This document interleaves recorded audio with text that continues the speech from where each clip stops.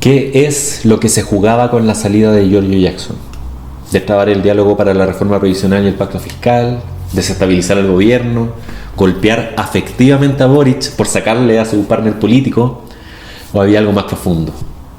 La pregunta sería entonces, ¿qué ganaba la oposición con la salida de Jackson? A propósito de esta pregunta, vengo a proponer una lectura del asunto haciéndome un tema que ya toqué hace un par de columnas atrás sobre la nueva y la vieja política. Aquí les va entonces mi argumentación, pero antes es necesario, a modo contextual, un poco de historia.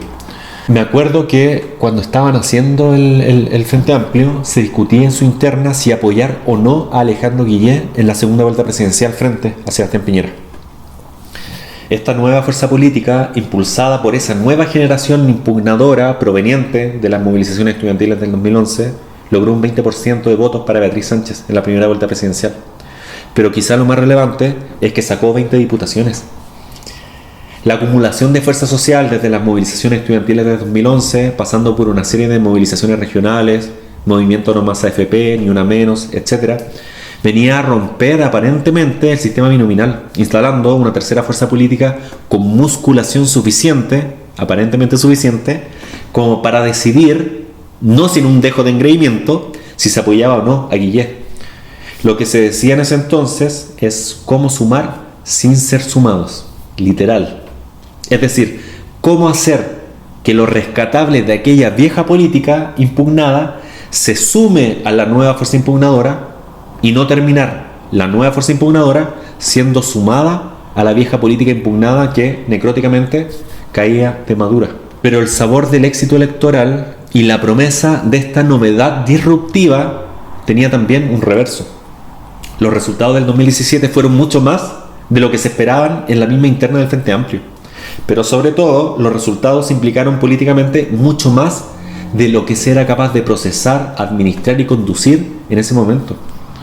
La Mesa Nacional del Frente Amplio, endeble a propósito de su inexperiencia y la falta de un horizonte estratégico unificado, no daba abasto para capitalizar el 20% de Beatriz Sánchez, que recordemos, a poco andar el 2018 pasó a la irrelevancia política. Pero sobre todo, no se contaba con la capacidad para dar soporte político al ejercicio de 20 diputaciones. En pocas palabras, los resultados le quedaron grandes al Frente Amplio. Tenían que procesar, administrar y conducir la ansiedad de un acervo sumamente variopinto de partidos, pero también de voceros, desde Gabriel Boric hasta Renato Garín, desde Gonzalo Vinter hasta Pamela Giles, desde Camila Rojas hasta Florcita Motúa. Las luchas intestinas se fueron sucediendo, pero lo importante es que la estructura política frente amplista se fue recortando a la medida de una alianza interna entre algunos sectores dirigentes que formaron un bloque de conducción y cuyo líder era clarísimo: Giorgio Jackson. La fijación de la oposición en Jackson entonces pasaba porque terminó siendo el protagonista de esta tercera fuerza disruptiva impugnadora tras esa disputa intestina. Retomo entonces la pregunta inicial: ¿qué ganaba la oposición con la salida de Jackson?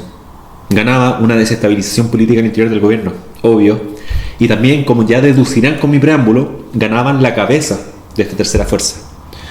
Sin embargo, analizando el asunto ya no solo a la luz de lo que ha sido este gobierno o el Frente Amplio mismo, sino lo que han sido los últimos 4 años políticos en Chile, lo que ganaba la oposición, pero ojo que no solo la oposición, sino que también una buena parte de la exconcertación, es lo que, en sus deseos y expectativas, es la supuesta neutralización instituyente post-revuelta del 2019. Ahí está lo sustantivo. Recordemos que post-18 de octubre, una parte de la potencia del estallido se canalizó como potencia creativa tras la apertura del proceso constitucional. Esta nomenclatura de potencias ya la he explicado en otras columnas y ensayos. A esa potencia creativa de un nuevo orden social yo le llamo potencia instituyente.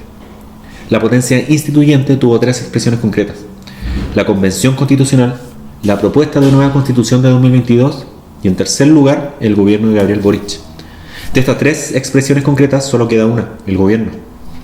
Las otras 2 fueron derrotadas entre la batalla comunicacional pre-plebiscito y el plebiscito mismo del 4 de septiembre pasado. Si retomo una vez más la pregunta que hice al principio, ¿qué ganaba la derecha y una buena parte de la exconcertación con la salida de Jackson? Yo creo que lo que ganaban, simbólicamente hablando, es lo que a sus ojos era el último estertor instituyente que quedaba. Como bien hace notar Natacha de Matos en su última columna en El Desconcierto, la correlación interna del gobierno lo hace parecer ahora más a un gobierno de vieja guardia que a uno de nueva. Con la salida de Jackson, entonces, el poder instituido ganaba el símbolo de lo viejo, pasándole factura a la soberbia de aquello nuevo que se venía fraguando desde el 2011. Ganaba el símbolo de que quienes en el 2017 querían sumar sin ser sumados, terminaban siendo sumados a lo que a toda costa repulsaban.